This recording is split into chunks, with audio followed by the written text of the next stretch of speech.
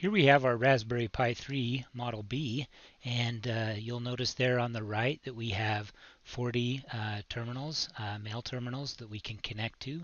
These terminals are known as the GPIO, General Purpose Input and Output, and they allow us to connect electronic components, both inputs and outputs, in order to understand and control the environment that the Raspberry Pi is in.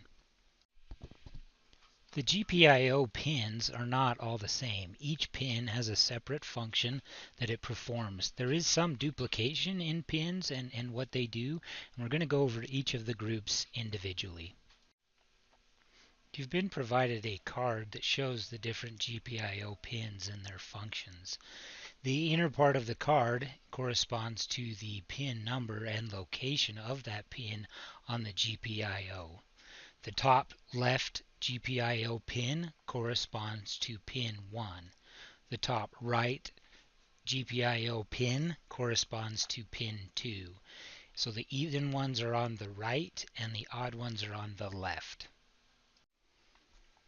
On the odd number pins we can see this 3V3, and that's 3.3 volts in pin number 1 and pin number 17. I'm going to skip pin number 3 and 5. They're special use cases, and we're not going to be utilizing them very often in the course. The next pin that we're concerned about is pin number 7. Now, this is going to get a little bit confusing and has confused many people who have come to the Raspberry Pi platform. So we're going to take it slow and make sure that you understand it on this particular example so that moving forward you'll know how to deal with this. So there's actually 3 different ways we can identify a pin on the Raspberry Pi GPIO. The first of those ways is the physical location of the GPIO pin. So in this example, let's take a look at pin number 7 in the physical location of 7. So remember, the left side are odds. We start at the top. The top left pin is 1, then 3, then 5, then 7. So this is the physical location, and it's identified as pin number 7. The label next to pin number 7, physical pin number 7, says GPIO 4. That's known as the BCM location. Remember, the BCM is the CPU that we use on the Raspberry Pi. So if we were to pull up a diagram for the BCM CPU, terminal number 4 would correspond with this terminal.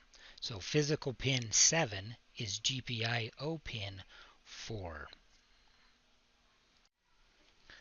The final designation that you may come across when talking about GPIO pin designations is called wiring pi.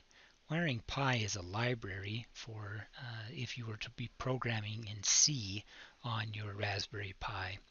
I didn't include this in the label because this can confuse people, and we don't actually use wiring pi in Python. Python fortunately uses the GPIO physical location, which I think is the most intuitive.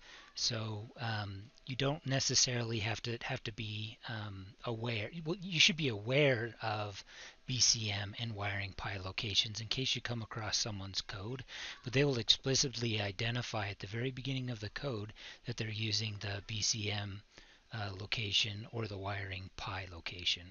Now, to make it even harder, the wiring pi location for pin number 7, physical pin number 7, is also pin number 7. So you might think, well, I bet they came up with a clever solution that makes sense and you can look at it and figure it out. Well, if we look just one pin above, physical pin number 5 is actually wiring pi location number 9. So they don't necessarily correspond, it just happens that this particular one corresponds. So the programming language is really what determines this.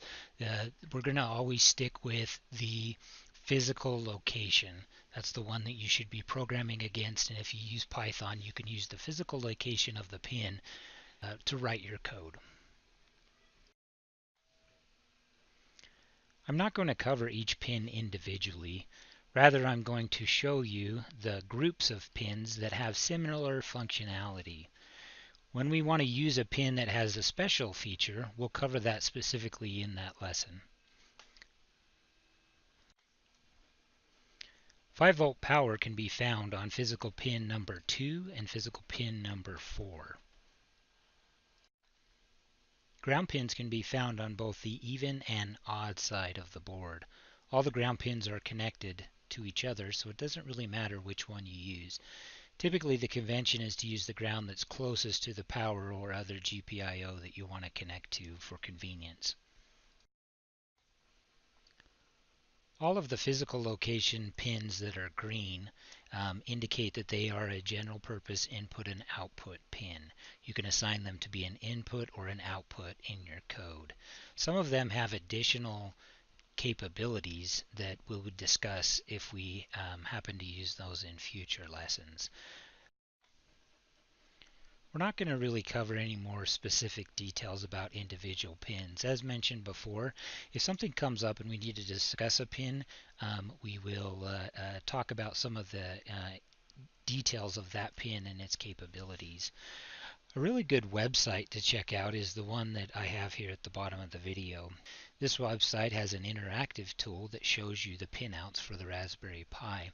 If you click on an individual pin, it'll give you the details of physical location, the BCM location, and the wiring pi location. It also allows you to group pins together, so if you clicked on ground, it would show you which pins are ground.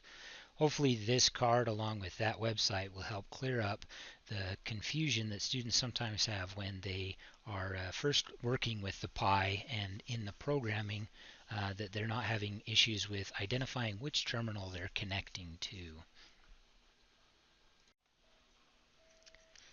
In order to utilize the GPIO pins on our Raspberry Pi, we've installed a ribbon cable. That 40-pin ribbon cable comes directly off the Raspberry Pi and connects into the GPIO extension board. Pin number 1 of the GPIO extension board is in the top right corner of the female 40-pin connector. You should notice that there are labels on the board. Those labels correspond to the labels on the card that we have and help us to identify which pins that we're trying to connect to on the Raspberry Pi. On the bottom of the GPIO extension board, you'll find male terminals, 40 of them. They're spaced apart to be able to fit into a traditional breakout board. This is an electronic breakout board that is made for prototyping electronics.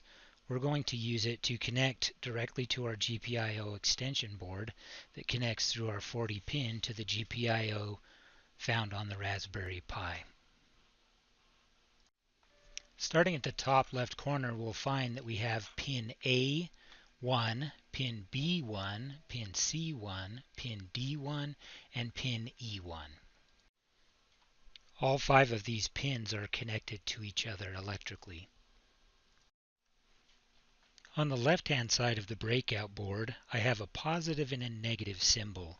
These correspond to the vertical pins as they are connected to each other. So the negative pins are connected all the way down to the bottom, and the positive pins are connected all the way down to the bottom. Alright, let's see what's on the bottom of this breakout board. Your breakout board came with a double-sided tape. I've removed that tape so we could see what's happening on the back side of the board. So you'll notice these metal strips that go horizontally. These connect to the pins as we were looking at them, A1, A2, A3, A4. So all those 5 pins connect electrically to the same bar. You'll notice that the next row, they're actually isolated from each other. The metal strips that run vertically on the breakout board are for the positive and negative pins.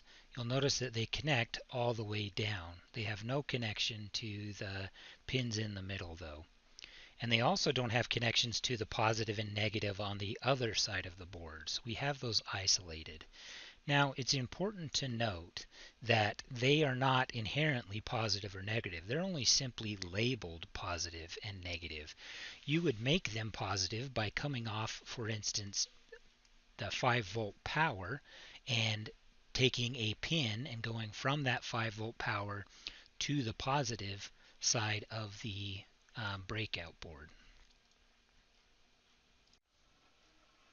So now we see our GPIO extension board, and we've pushed those male terminals into the breakout board, and this is how your setup should be. This will allow us to use multiple places to connect to the board through the terminals found on the breakout board. So for example, if I wanted to put 5 volts on the positive rail of my breakout board, I could connect a wire from pin 1 and then take that wire and connect it to the positive rail. That would then allow me to have 5 volts all the way down the rail to connect to sensors or any other equipment that needed to be connected to 5 volts. Alright, that concludes this lesson on the GPIO. Hopefully you found it helpful and that you recognize that there are 3 different ways to identify pin locations on GPIO. We'll always be using the physical location because that's what we can use in Python, but if you look at somebody else's code, it's possible that you would run into the PCM or wiring pi locations. I definitely recommend bookmarking the website that shows you each of the individual pins and their relationship to the pi and some of their capabilities.